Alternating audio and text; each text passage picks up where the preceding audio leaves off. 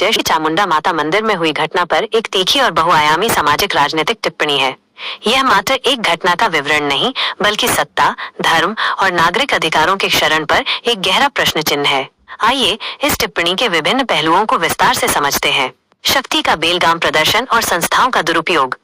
ये घटना स्पष्ट रूप से दिखाती है कि कैसे राजनीतिक रसूख का इस्तेमाल न केवल व्यक्तिगत लाभ के लिए, बल्कि धार्मिक स्थलों जैसी पवित्र जगहों पर भी अपनी मनमानी चलाने के लिए किया जा सकता है। विधायक पुत्र रुद्राक्ष शुक्ला का आधी रात को अपने काफिले के साथ मंदिर पहुंचना और पुजारी द्वारा परंपरा का हवाला दिए जाने पर धमकाना, यह दर्शाता है कि उन्हें कानून, नियम या सामाजिक मर्यादाओं का कोई भय नहीं है। उन्हें शायद यह आभास हो गया है कि उनकी पारिवारिक पृष्ठभूमि उन्हें किसी भी प्रकार के जवाबदेही से ऊपर रखती है।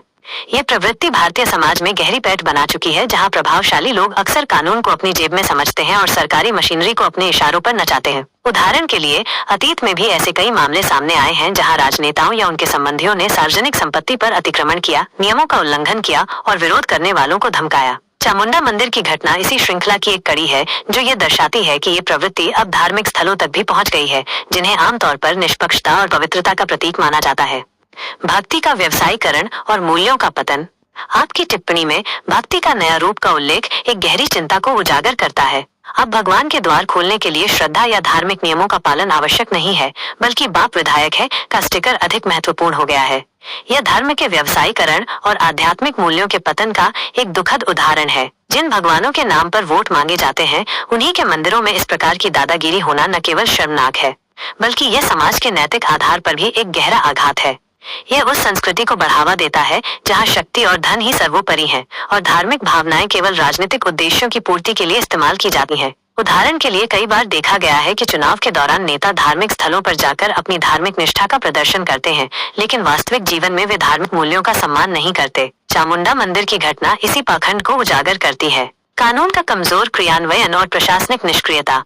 पुजारी के साथ दुर्व्यवहार और धमकी के बावजूद पुलिस का तुरंत कार्रवाई न करना और बाद में केवल एक युवक पर मामूली धाराओं के तहत मामला दर्ज करना कानून के कमजोर क्रियान्वयन और प्रशासनिक निष्क्रियता को दर्शाता है। प्रधान आरक्षक की कलम का पेंडिंग कॉल का इंतजार करना एक ऐसी व्यवस्था को इंगित करता है जहां न्याय प्रभावशाली लोगों के दबाव में आकर रुक जाता है। एसडीएम, टीआई और सीएसपी जैसे जिम्मेदार अधिकारियों का ये कहना कि वे घटना से अनजान हैं, अविश्वसनीय और चिंताजनक है। ये या तो उनकी अक्षमता को दर्शाता है या फिर प्रभावशाली लोगों के साथ उनकी मिलीभगत को।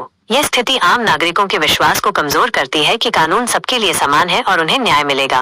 उदाहरण के लिए, यदि किसी आम नागरिक ने मंदिर के कपाट आधी रात को खुलवाने की कोशिश की होती और पुजारी के साथ दुर्व्यवहार किया होता, तो पुलिस की प्रतिक्रिया निश्चित रूप से बहुत अलग और कठोर होती। आम नागरिक बनाम विशेषाधिकार प्राप्त वर्ग। आपकी टिप्पणी में ये सवाल बहुत महत्वपूर्ण है कि अगर यही कांड किसी आम नागरिक ने किया होता, तो क्या उसका नाम लेने से पुलिस भी हकलाती? यह प्रश्न भारतीय समाज में व्याप्त गहरी असमानता को उजागर करता है। एक तरफ आम नागरिक हैं जो मामूली अपराधों के लिए भी तुरंत गिरफ्तार और प्रताड़ित किए जाते हैं। वहीं दूसरी तरफ राजनीतिक रूप से प्रभावशाली लोग हैं जो गंभीर अपराध करने के बाद भी आसानी से बच निकलते हैं या उन्हें मामूली सजा मिलती है। चामुंडा मंदिर की घटना इस खाई को और चौड़ा करती है और न्याय व्यवस्था पर सवाल उठाती है। वीडियो वायरल होने के बाद भी रुद्राक्ष शुक्ला पर सीधा मामला दर्ज न करना और केवल दिखने के आधार पर बचाव करना, यह दर्शाता है कि प्रभावशाली लोगों को बचाने के लिए किस प्रकार लीपापोती की जाती है। निष्कर्ष, आत्मा की चीख और बदलाव की आवश्यकता। आपकी टिप्पणी का अंतिम हिस्सा, अगर आपको लगता है कि मेरे ये शब्द चुभ रहे हैं, तो समझ लीजिए अभी आत्मा मरी नहीं है। इस घटना और इसके निहितार्थों पर गहरी निराशा और पीड़ा व्यक्त करता है।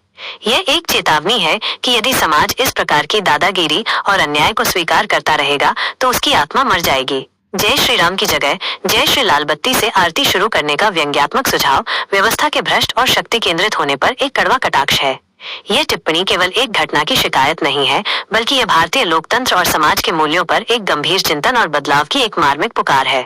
यह हम सभी को ये सोचने पर मजबूर करता है कि क्या हम एक ऐसे समाज में रहना चाहते हैं जहां शक्ति ही न्याय है और जहां धार्मिक स्थल भी दबंगों की मर्जी से चलते हैं।